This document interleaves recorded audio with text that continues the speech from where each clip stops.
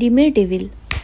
না, এটা কোনো ভূতের রাজার বর নয় যে এক তালিতেই ডিমের ডেভিল তৈরি হয়ে যাবে। কোনো রকম চিকেন মাটন ছাড়াই শুধুমাত্র আলু দিয়ে একদম দোকানের মতন ডিমের ডেভিল কি করে বানানো যায় চলো সেটাই দেখে নিই। গোটা জিরে, গোটা ধনে, গোটা মৌরি, শুকনো লঙ্কা, এলাচ, দারচিনি সব কিছু ড্রাই রোস্ট করে গুঁড়ো করে রাখবো।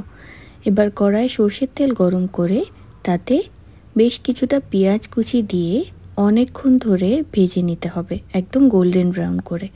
এরপর এর মধ্যে রসুন বাটা, আদা বাটা, সামান্য হলুদ গুঁড়ো, কাশ্মীরি লঙ্কার গুঁড়ো, আমচুর পাউডার, সামান্য গরম মশলা গুঁড়ো, নুন আর খুব অল্প চিনি দিয়ে সমস্ত কিছু আবার ভালো করে কষে নিতে হবে। কাঁচা লঙ্কা দিয়ে সব কিছু মিশিয়ে দিয়ে দেব সেদ্ধ করে নেওয়া আলু। আলুটা কিন্তু খুব ভালো করে ম্যাশ করে দিতে হবে, হাত দিয়েই খুব ভালো করে আলুটাকে মেখে নিতে হবে যাতে একদম গোটা গোটা আলু না থাকে।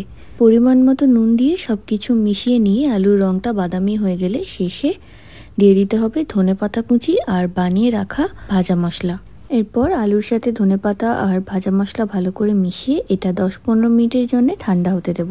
ডিমের ডেভিলের জন্য 2টো ডিম নিয়েছি, যেটা কিন্তু একদম ফুল বয়েলড। ডিমটা হাফ করে নিয়ে নুন আর গোলমরিচ গুঁড়ো মাখিয়ে রেখে দিতে হবে 5-7 মিনিট মতন। এরপর বানিয়ে রাখা আলুটা মোটামুটি ঠান্ডা হয়ে গেলে তার মধ্যে থেকে 1 চামচ করে আলু নিয়ে প্রত্যেকটা ডিমের উপরে রেখে দেব। খুব অতিরিক্ত পরিমাণে আলু দেওয়ার কিন্তু কোনো দরকার নেই। হাফ ডিমের জন্যে 1 চামচ আলু দিলেই যথেষ্ট।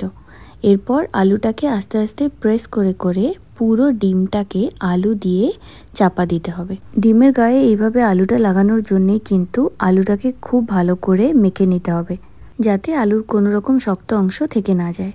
এরপর ডিমটা আলু দিয়ে খুব ভালো করে চাপা দেওয়া হয়ে গেলে প্রত্যেকটা ডিমকেই ঠিক একইভাবে আলু দিয়ে সমান করে একটা চপের মতন বানিয়ে নিতে হবে। এরপর ব্রেড ক্রাম্ব লাগানোর জন্য আমি 2টো বাটি নিয়েছি, একটাতে ব্রেড ক্রাম্ব আর একটাতে একটা ডিম নিয়ে নেব। খুব অল্প নুন দিয়ে ডিমটা খুব ভালো করে ফাটিয়ে নিতে হবে। ডিমটা খুব ভালো করে ফাটানো হয়ে গেলে প্রত্যেকটা বানিয়ে রাখা চপকে ডিমের মধ্যে দিয়ে তারপরে সেটাকে তুলে দিয়ে দেব ব্রেড ক্রাম্বে। চাইলে এইটা একবারও করে রেখে দেওয়া যেতে পারে, মানে একবার ডিমে দিয়ে একবার ব্রেড ক্রাম্বে দিয়ে রেখে দেওয়া যেতে পারে। আবার এইটা কিন্তু দুবারও করা যেতে পারে আরও বেশি ক্রিস্পি হওয়ার জন্যে। আমি এটা 2বার ডিম আর 2বার ব্রেড ক্রাম্বে দেব যাতে এটা বেশি ক্রিস্পি হয়, তবে চাইলে এটা একবার করেও রেখে দেওয়া যেতে পারে। যেহেতু এটা সেদ্ধ করা ডিম আর আলু দিয়ে তৈরি, তাই ফিশ ফ্রাইয়ের মতন বানিয়ে এটা ফ্রিজ করে রাখা যাবে না।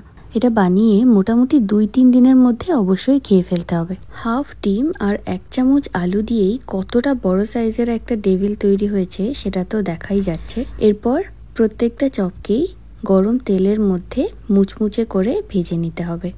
এখানে আমি সাদা তেলে ভেজে নিচ্ছি, তবে চাইলে এটা সাদা তেলের সাথে একটু সর্ষের তেল মিশিয়েও ভেজে নেওয়া যেতে পারে। মোটামুটি মাঝারি আঁচে 4-5 মিনিট ধরে ভাজলেই কিন্তু ডিমের ডেভিল একদম সুন্দরভাবে ভাজা হয়ে যাবে। তবে হ্যাঁ, দোকানের মতন বানাতে গেলে ওই স্পেশাল ভাজা মশলাটা কিন্তু অবশ্যই বাড়িতেই বানাতে হবে।